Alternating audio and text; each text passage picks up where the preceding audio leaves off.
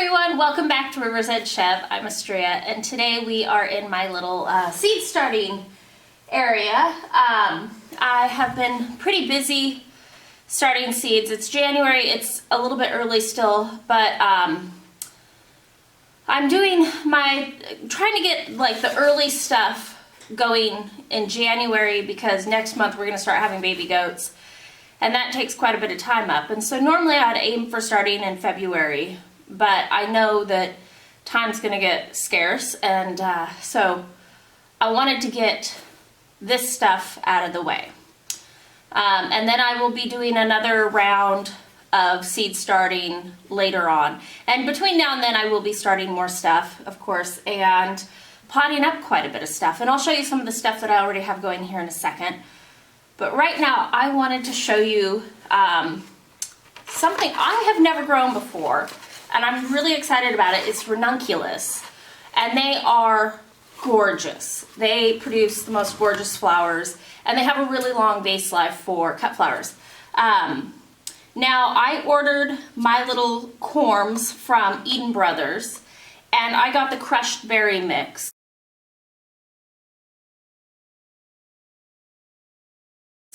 But they have so many beautiful choices of colors and combinations.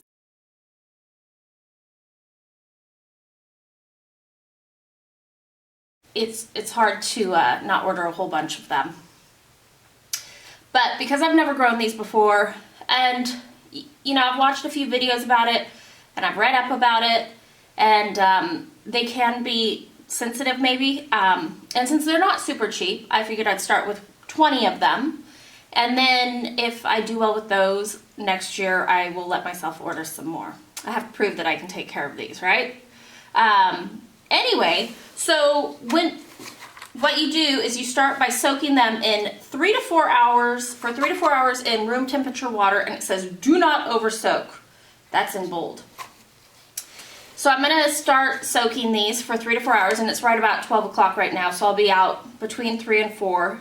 And then some people will put them in a tray with potting soil and do a pre-sprout for about 2 weeks after that. But because I'm not going to be taking these and planting these outside in the ground, I'm going to be putting these into flower pots instead. What I'm going to do today is come back and I'm going to put them into little pots like this and grow them on until I am ready to put them into some terracotta pots and put them out so that they can flower and we can see them. So for right now, I have a little container of water, and I have this on my heat mat, and I will be growing these on my heat mat until they're up and doing well. And they are actually these little funny looking things like this, and they look kind of like little octopi. So I'm going to just take these, put them in, and let them soak.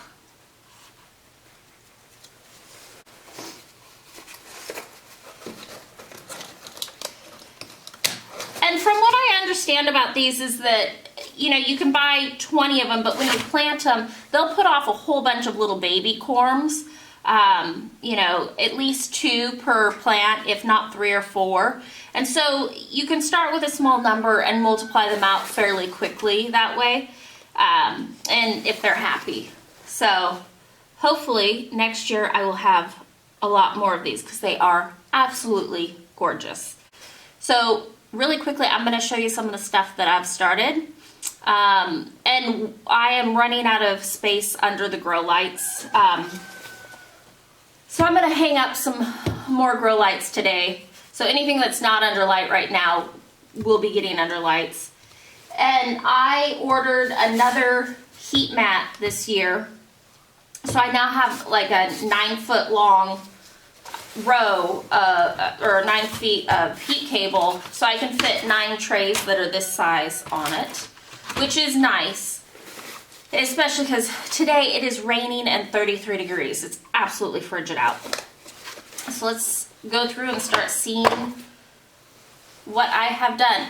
And then after I show you real quick what I'm gonna do, actually before I do that, I am going to fill up pots for these guys with the potting soil and put it on the heat mat so that those can start warming up, so that in 3 to 4 hours when I come back to plant these, it will be ready and warm for them to be planted, and that they can go into warm potting soil and not cold.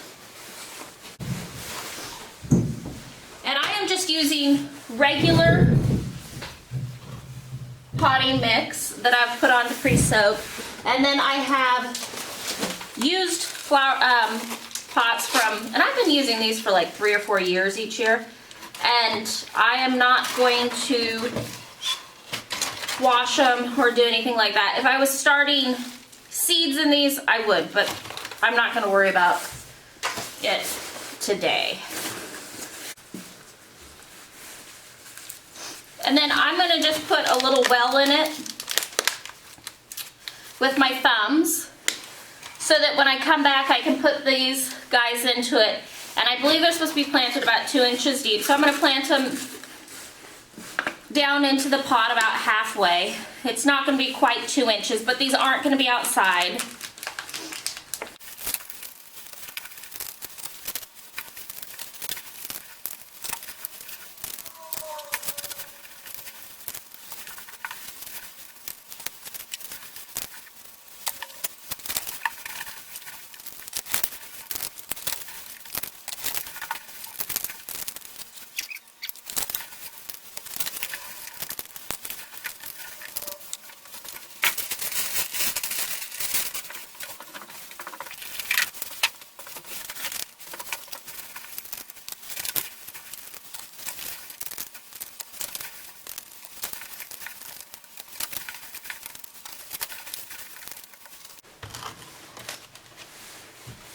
Okay, so those are all filled and waiting to have the ranunculus corms put in them.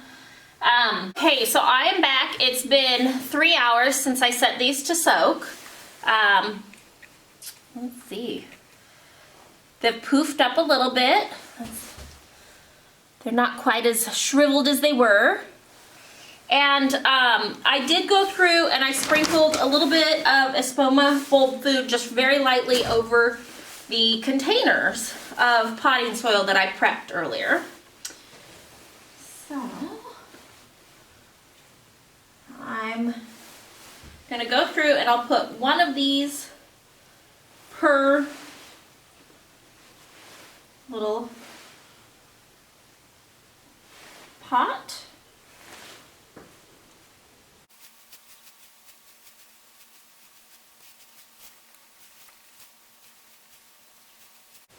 And I am planting them with their little legs down.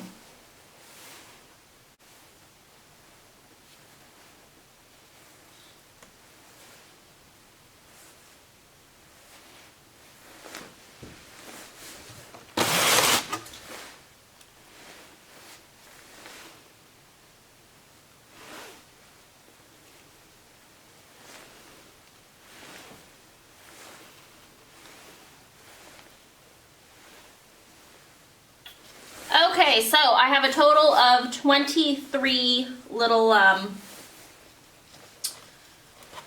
these guys. And I think what I'm going to do is, because I sprinkled the bulb food over these other pots, is I'm going to just go through and snag some of these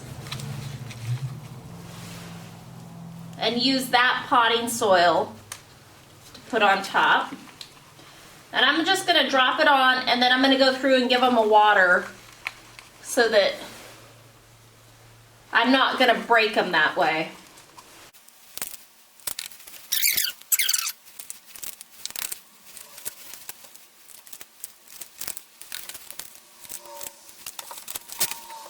I'm going to just give them a little drink to hopefully settle that potting soil down around them. This little pitcher, that I ordered off of Amazon. I got like a pack of 6 of them, and they have a really tiny little pouring spout. And I actually, so they came in a pack of 6, so we use these. I have one out here, We have them for different areas. We use one for filling up baby bottles for the for any bottle babies that we have. They're really convenient because they have that nice little spout. And then I bring out water just in gallon jugs because it's a convenient way of carrying it out.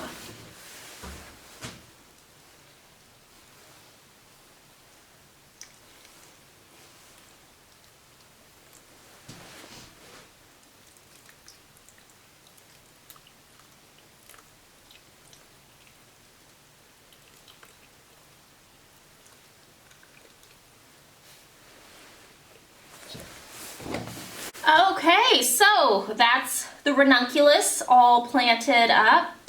So I will give you updates on how it all goes, and hopefully it's a successful project. Okay, so starting over here, we have a tray of artichokes that my mom started, and those actually came out of a seed head that we had sitting out on the porch, and they just started sprouting. And so she dug through the artichoke seed head and pulled out a whole bunch of seeds, and so she's been planting those up. And next up I have a tub of arugula and a tub of oak leaf lettuce that I started at the exact same time, and so I'm planning on using these as little like cut and come again salad greens. And the lettuce needs to catch up.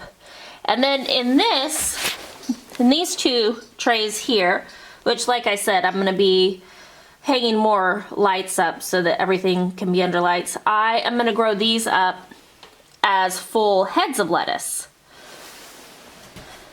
Now up here on the tables, we have more artichokes. This tray looks empty, but back here, so I had dahlia seedlings in this tray up until last night.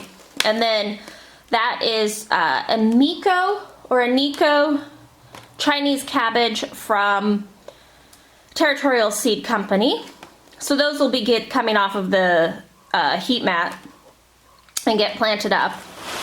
And then in this container, I have some lavender starts.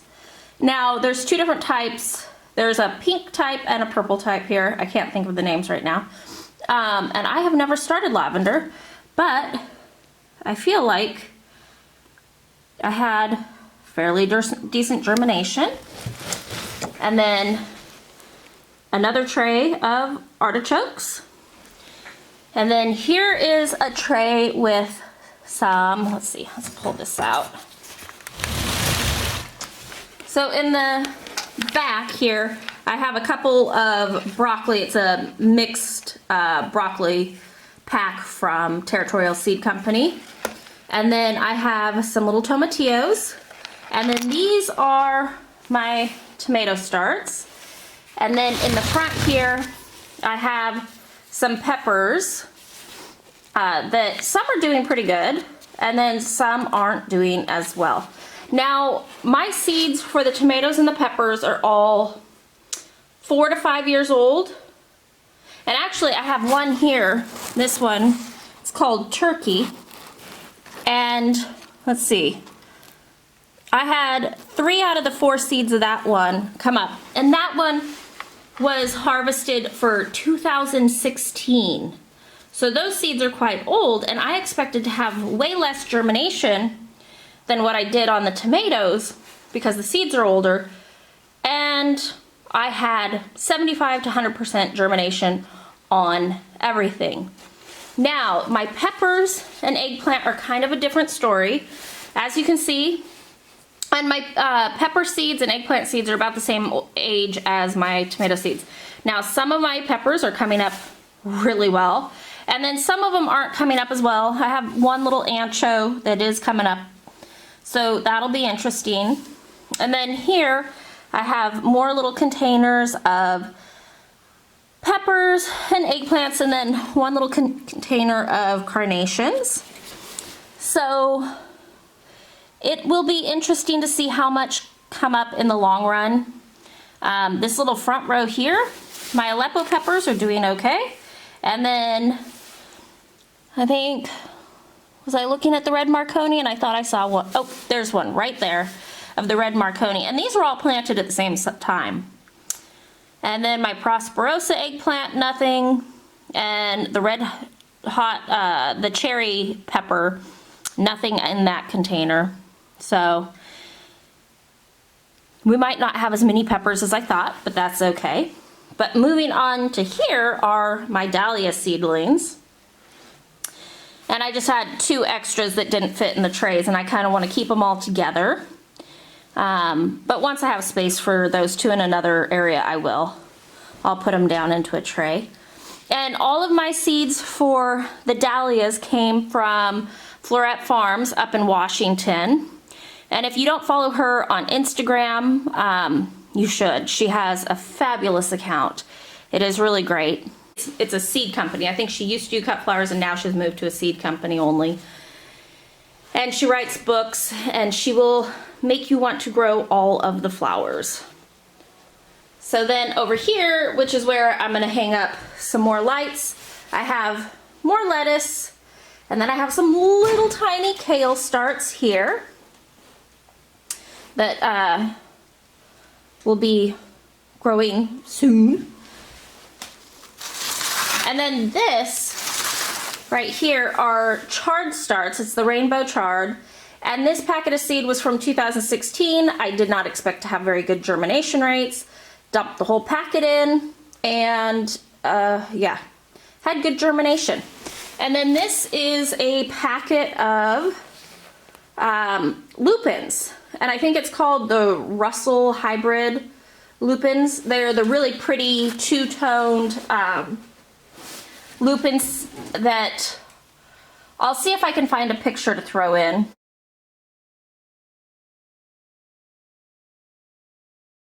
And they are gorgeous. Thanks for watching.